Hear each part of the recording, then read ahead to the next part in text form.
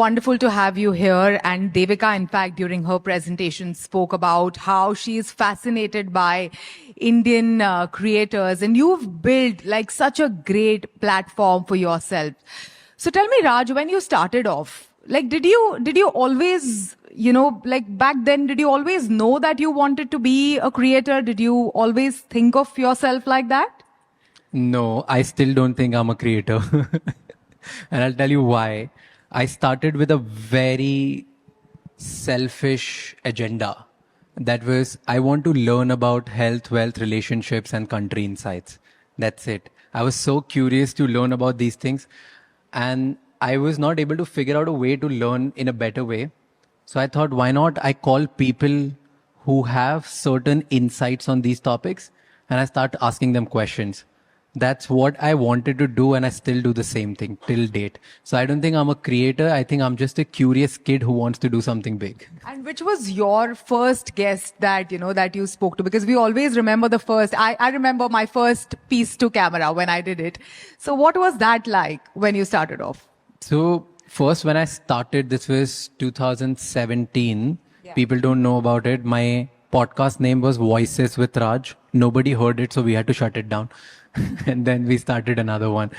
In that, I reached out to around 400 people, and out of them, one replied, and that one guy was Gaurav Raturi.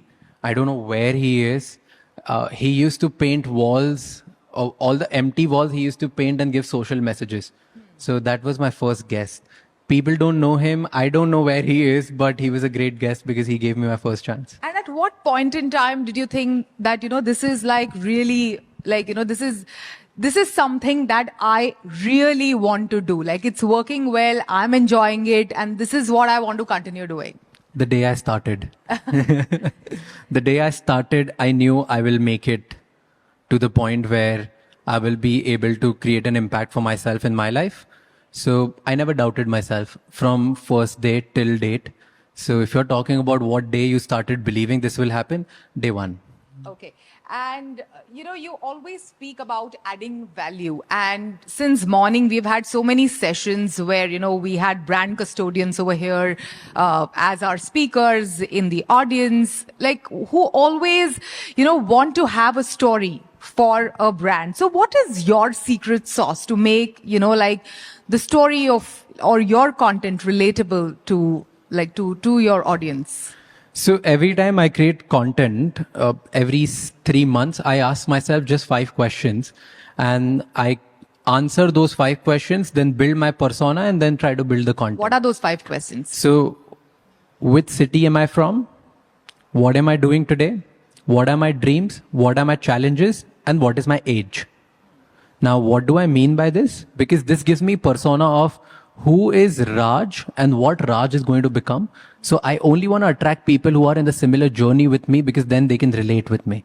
So I only talk to those people. So let's say I'm someone in 20s whose biggest problem is wants to break out and build an empire and is from Indore trying to pay his bills in Mumbai. What can I learn? What do I need to learn so that I make it big in a tier 1 city while still chasing my dreams? These are the things that I ask myself. If the answers are same, then I create the same kind of content. Every 3 months, every 6 months, the answer is different. And then whatever that answer is, I try to create content in that level. But you have such a variety of guests coming on your show. So how do you adapt those questions, like as you go about it? It's not like a cut, copy, paste formula, right? So how do you do that? What is the strategy there? There's no strategy around it. If you look at all the guests, they only are in 4 categories: health, wealth, relationships, and country insights. There's no other category. Now, what do I need to learn about them in certain categories is what I try to do. There are so many things which I learn, and you can see sneak peeks of those things that I've learned in my podcast. So recently I was learning about how how scripts are written in Hollywood, like how they build a hook, how they build a climax, what do they do from starting till the end. So I was just learning how to write a script and how to build a movie. Now you can see the glimpse of that in my podcast. Then last year I learned about how to negotiate from one of the top negotiators in the world. So whatever they taught me about questioning hard and going deeper, you could see that in the blinks of my. So every year I keep learning new things. I've learned negotiation. I've learned influencing. I've learned the art of interview. I've learned recently the script writing. The next I'm learning is how to make somebody open up. So I'm learning from a therapist. How do they do it? So I learn these things, and if you include all of these things together, the amalgamation of these things is what you get to see on the And podcast. So that's a strategy. Isn't that a key skill set for someone who is interviewing another person, right? How to open up? I don't know. I just feel like, okay, somebody was, here's what I do. I don't have some formula. I don't know what other interviewers or podcasters or anybody should do. I have no idea. So let's say if you and me are talking and I feel like, oh, you were holding back something. I need to learn how to do that. And then from next day, I'll start learning that. So that's what I do. I saw somebody on my podcast not being so open about sharing certain things. So I wanted to learn how to go deeper. So curiosity is what keeps you alive. That's it. There's nothing else. Figuring out. But Raj, these days, curiosity also kills the cat, considering how content creators have been in news over the past couple of months. So how do you approach, your content? Do you think content creators today have it a little bit more challenging as compared to when you started off? Was it easier back then to say or to ask what you feel? I think it's still the same. I think earlier also there was reaction. Even today there is so many reactions. I don't think anything has changed. I think the more you grow, the more people have eyeballs on you, the higher you get more scrutinized. It was always back then in 90s also, it was same today also, just the medium is different. Earlier you would say something, you would get XYZ bashing from so many newspapers. Now you get it on through memes and troll and social media. So I don't think anything has changed. But it's more pronounced. It's more magnified now. Anyone who'll get bigger and have more eyeballs will have to go through this. Now, what do they have to say and not say? I can't comment on that because I don't know. I've seen really, really good people saying good things and still getting cancelled. I've seen bad people saying bad things and getting cancelled. So I don't think it has changed. It's as it is. We just need to learn the system and we need to be as it is. How do you deal with, let's say, feedback or, backlash? Like, what is your way to go about it? Have you faced it? What was your learning from that experience? So for me, I've faced a lot of backlash, especially when it comes to my work ethic, and because I work a lot and work-life balance, I don't believe in it. So I've faced a lot of backlash in that, right? And I constantly keep getting in. I get so many trolls and abuses as well. I mean, my way of dealing with it is my value system. If my value system and my personality and the way I am is not harming anybody, no matter what you say, I don't care. Because I know that I've not done wrong. The day I've done something wrong, I'll apologize and I'll move forward with it and I'll still put my head down. My simple way is, I didn't start this because of somebody's opinion. I'm not going to stop this because of somebody's opinion. So I'm just going to put my head down and keep working. So I genuinely don't care what other people say. But if they're giving me constructive feedback to improve, I'll definitely pick that up. I make notes every week, read every comment, and then improve on that. So I see that there's a difference between hate and feedback. Yeah. If there's a feedback, I'll improve. If there's a hate, I'll ignore. You mentioned that there is no strategy per se when you go about curating or creating content, but is there a strategy to understand or deal with something like this, to know when to push and when to hold back in such situations? During conversation or on social media? On social media, during conversations, in the wake of any backlash, in the wake of any controversy, in the wake of, some feedback that you're getting from your audience. Like when to push the limits, when to hold back. For me, the world is very black and white. I am very simple. I don't have these things. For me, I put my head down, I keep working. You'll see when I'm getting hated and people want me to reply and give my opinion on something which is so burning and people want my comment on it, I'll ignore and I'll work. Yeah. When you're complimenting me a lot, you're celebrating me for doing something, I'll put my head down and work. There's no other filter. You can ask my team.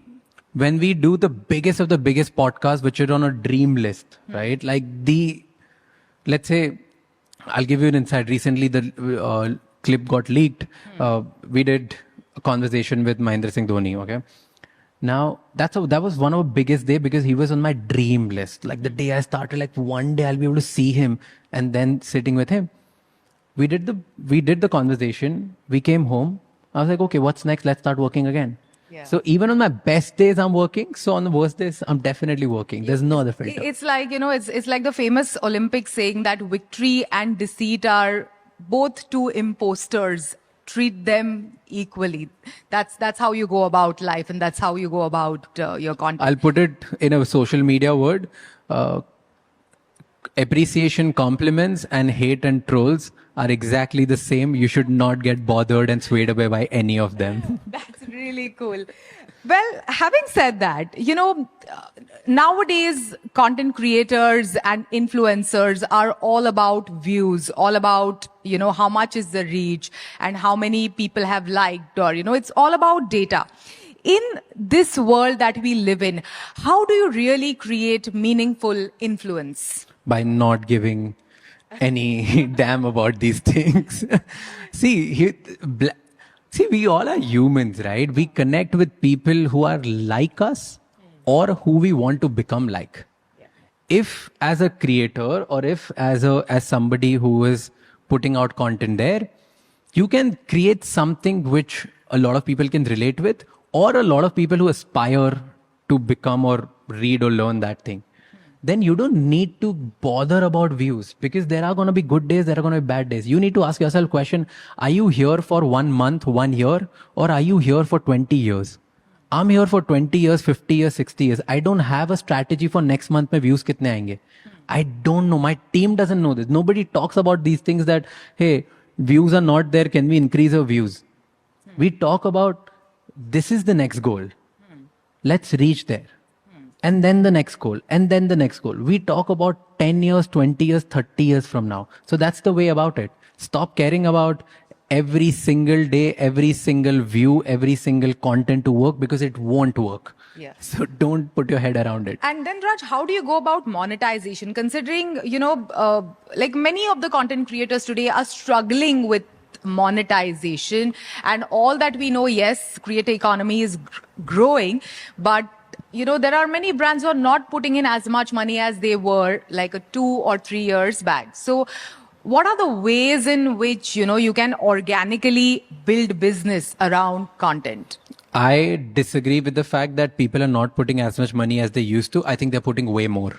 Is it? The money has started flowing in for small creators, from big creators, for really large celebrities as well. I think the money is really, really flowing. People have realized that now a lot of old ways of marketing are not as effective as the new ways of marketing. So I definitely feel the money is growing. The way to build it is, people need to think about, there are 4 ways why brand pays you. Brand either pay you for views and impressions, they pay you or for trust, they pay you for aspiration, or they pay you for education. You need to choose which one are you, and then just consistently deliver that. So if you build your personality around any one of them, people will come to you for that reason, and they'll pay you for that. Now, the problem is, somebody creates an educational content and then expects that they're going to get so many views. Somebody creates very aspirational content and expects that people should learn also. So they are confusing their own personality, and that's why brands don't pay them enough. Because brands also can't decide, what should I pay this person for? Kya karna hai isko? But if you have any 4 of these and you're stuck by it, brands will pay you. There are so many people who will get you 5 views, but their face value is so much, brands still pay them. There are so many celebrities, mega celebrities, you know that they won't get you more than 50,000 views, but you still pay them ballistic amount of money, because the aspiration that they bring on the table is really important for the brand to associate with. So you need to figure out of 4, which one are you, and then just stick by it and do it for 10 years.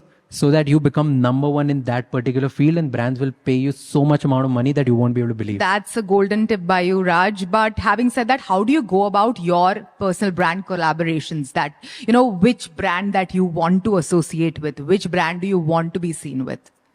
So there are so many filters that we use, but Mostly it's about brand needs to, again, our 4 filters. I told you health, wealth, relationship, country insights. If they wrap around that, then we do it. Second is every time we work with a brand, we send them a document, or any brand who has worked with us, they would know this. We send them a document that what do you stand for? What do you want us to communicate? Why are you different? What makes my people learn something from you which other brands can't teach, right? So these are like 4 or 5 filters they have to fill in, and if those questions are good enough, we work with them and we figure out. Yeah.